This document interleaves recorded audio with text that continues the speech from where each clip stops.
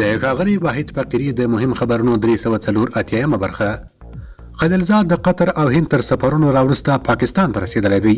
هغه به هلته د پاکستان د ملکي او پوځي چارواکو سره د افغانستان د سولې په باب خبرې وکړي او هغوی ته به د قطر او هند د ملاقاتونو په اړه معلومات ورکړي. ټاکل شوې ده چې خلیلزاد به د اسلام آباد تر ملاقاتونو راوروسته راسا قطر ته ولاړ شي.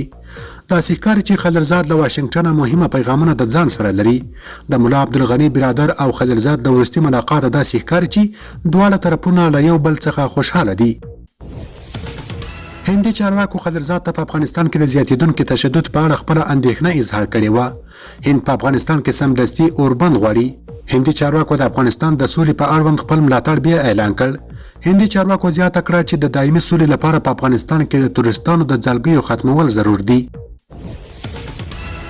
طالبان وایي چې امریکایي قراردادي مارک پریرچیس یې نه دی برمته کړی. د طالبانو ویان سهیل شاهین امریکا غږ ته ویلي دي خلیلزاد د مارک په اړه سوالونه وکړ او موږ هغه ته په ډاګه وویل چې مارک موږ نه دی نیولی. د مارک کورنۍ وایي چې هغه د جنوري په میاشت کې برمته شوی دی خو هیچا یې مسؤلیت په غاړه نه دی اخیستی. امریکا د مارک برمته کېدل پټ ساتلی ول خو دا لومړی ځل دی چې دا خبره یې مطبوعاتي کړه. په کابل کې د کرونا د تصدیق شوي کیسونو 33% په ډاکټرانو او نرسانو کې دي.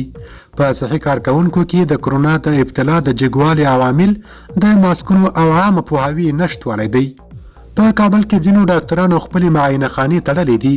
په افغانستان کې 102 روغتونونه شته. د هرو 10,000 کسانو پر سر یو ډاکټر شته.